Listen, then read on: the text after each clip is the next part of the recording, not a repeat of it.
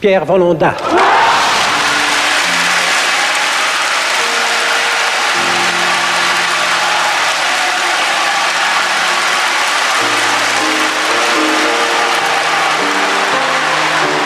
Est-ce que vous vous attendiez à ce premier prix? Bien sûr, je savais que j'allais gagner le concours. Et comment vous le saviez? Je le savais parce que je l'ai senti, avant tout, et la vie à la chapelle musicale m'a fait comprendre qu'avant tout qu'il s'agissait d'un mysticisme et que je voyais exactement ce qui allait arriver. Mon grand maître actuellement est Madame Véramour, dernier élève de Boric, lui-même dernier élève de Clara Schumann, puis d'Einstein, dernier élève lui-même de Beethoven. Je suis donc le messager, le continuateur de la chaîne spirituelle des grandes traditions beethoveniennes et Schumann et Brahms. Vous avez bien sûr reconnu Pierre-Alain Volondin. Alors vous riez, mais on oublie quand même souvent qu'il avait 21 ans en 83 et qu'il a raflé quand même les 3 meilleurs prix, donc bravo. Ouais, mais enfin, on voit dans l'état dans lequel on est après avoir raflé les 3 meilleurs prix. C'est pas forcément Jean-Louis. Ils sont pas tous comme ça tous les ans. Rassurez-nous. Lui, il est particulier, c'est pour ça qu'on le remontre chaque fois. Oui, effectivement, il est particulier, c'est un euphémisme. Pour les speakerines, vous avez déjà reçu des cadeaux un petit peu fleurs, spéciaux, des fleurs, des chocolats. Des ficus. Des gâteaux, des photos avec des demandes en mariage. Ah bon?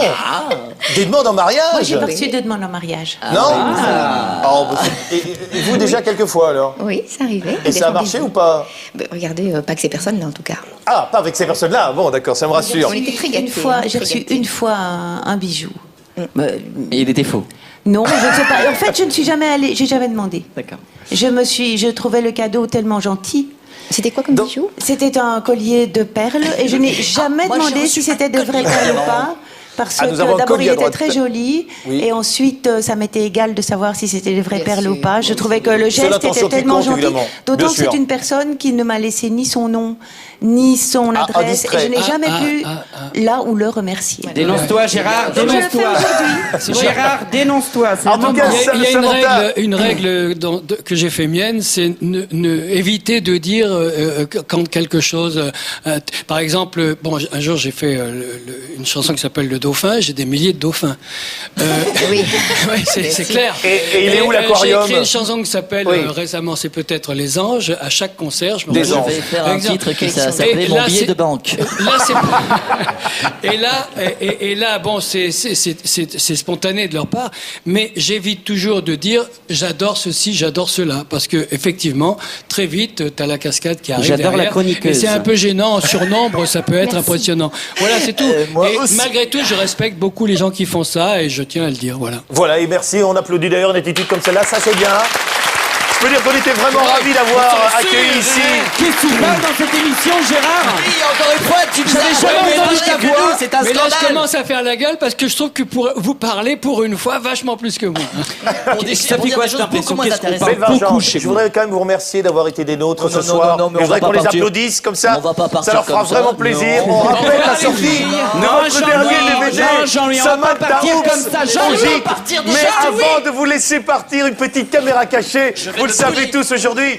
La télévision, comme si il faut partir, il faut se faire une raison. Le premier qui me touche le premier des techniciens qui me touche, c'est pas un scandale. Bon.